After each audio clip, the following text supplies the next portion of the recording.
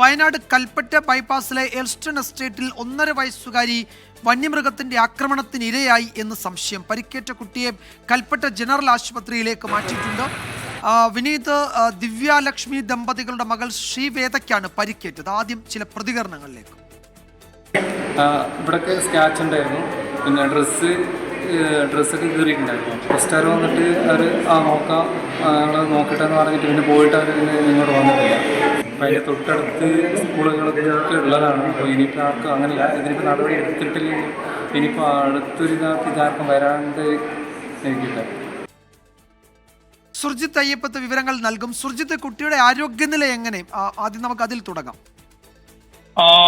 വിജയകുമാർ, ആരോഗ്യനിലയിൽ മറ്റു പ്രശ്നങ്ങളില്ല. കുട്ടി നിരീക്ഷണത്തിലാണ്.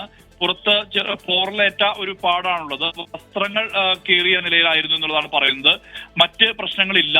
കുട്ടി മറ്റു പ്രശ്നങ്ങളൊന്നും തന്നെ ഇല്ല എന്നുള്ള തരത്തിൽ തന്നെയുള്ള വിവരമാണ്. എന്തായാലും നാളെ ഉച്ചവരെ ഒബ്സർവേഷനിൽ തുടരാനുള്ള ഒരു തീരുമാനമാണ് ഉണ്ടായിരിക്കുന്നത്. ബൈപ്പാസിനടുത്താണ് വിനീതും ദിവ്യലക്ഷ്മിയും ഇവർ താമസിക്കുന്നത്. 3 കുട്ടികളാണ് ഈ ദമ്പതികൾക്കുള്ളത്. ഇതിൽ ഏറ്റവും താഴെയുള്ള കുട്ടിയാണ് ഈ 1.5 വയസ്സുള്ള ശ്രീവേദ എന്ന് പറയുന്ന കുട്ടി. ഈ മൂത്ത 2 കുട്ടികളും സ്കൂളിലേക്ക് പോയതായിരുന്നു. ഇളയ കുട്ടി 1.5 വയസ്സ് പ്രായമുള്ളതിനാൽ അമ്മയ്ക്കൊപ്പം വീട്ടിലായിരുന്നു ഉണ്ടായിരുന്നത്. ഈ കുട്ടിയെയും കൊണ്ട് പിതാവ് ഇന്ന് കൂൺ തിരയാൻ വേണ്ടി എൽസ്റ്റൺ എസ്റ്റേറ്റിന്റെ പരിസര ഭാഗത്തേക്ക് എത്തിയതാണ്.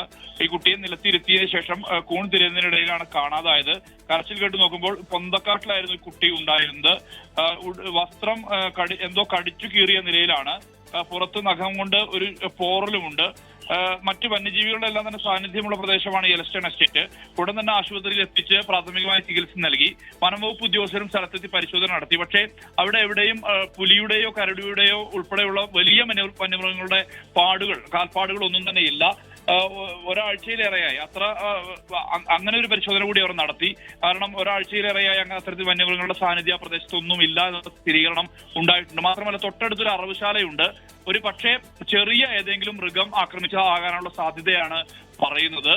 ഈ ഒരുപക്ഷെ പൂച്ചയോ അല്ലെങ്കിൽ കുരങ്ങോ ചെറിയ നായക്കുട്ടിയോ അങ്ങനെ ഏതെങ്കിലും മൃഗങ്ങൾ ആക്രമിച്ചതാകാനുള്ള സാധ്യത ആണ് ഇപ്പോൾ വനംവകുപ്പ് ഉദ്യോഗസ്ഥർ വ്യക്തമാക്കുന്നത്. അതോടൊപ്പം തന്നെ തൊട്ടടുത്ത അറവുശാലയുണ്ട്. അറക്കുന്ന മൃഗങ്ങളെല്ലാം തന്നെ കശാപ്പ് ചെയ്യുന്ന ഒരു പ്രദേശമുണ്ട്. അങ്ങനെ ഏതെങ്കിലും ഒരു സാധ്യത കൂടി പറയുന്നുണ്ട്. അങ്ങനെ ആകാം, ഏതെങ്കിലും മൃഗങ്ങളോ മറ്റോ ആക്രമിച്ചതാകാം എന്നുള്ളതാണ് പറയുന്നത്. എന്തായാലും ആളുകളെ സംബന്ധിച്ച് ഒരു ആശങ്ക ഇതുണ്ടായപ്പോൾ ചെറിയൊരു രീതിയിലുള്ള ആശങ്ക ഉണ്ടായിട്ടുണ്ട്. കുട്ടി എന്തായാലും മറ്റ് പ്രശ്നങ്ങൾ കുട്ടിക്കില്ല. മറ്റു ഗുരുതരമായ രീതിയിലുള്ള ആരോഗ്യ പ്രശ്നങ്ങളോ മറ്റും ഒന്നും തന്നെ ഇല്ല. കൽപ്പറ്റ ജനറൽ ആശുപത്രിയിലാണ് കുട്ടി നിലവിലുള്ളത്. യെസ്, കുഞ്ഞിന് മറ്റു കാര്യമായ പ്രശ്നങ്ങളില്ല. വിനീത്, ദിവ്യലക്ഷ്മി ദമ്പതികളുടെ മകൾ ശ്രീവേദയ്ക്കാണ് പരിക്കേറ്റത്. കുഞ്ഞ് ആശുപത്രിയിലുണ്ട്. നാളെ ഉച്ചവരെ ആശുപത്രിയിൽ തുടരും എന്നാണ് അറിയിച്ചിരിക്കുന്നത്. സുർജിത്ത് അയ്യപ്പത്താണ് ഏറ്റവും പുതിയ വിവരങ്ങൾ നൽകിയത്.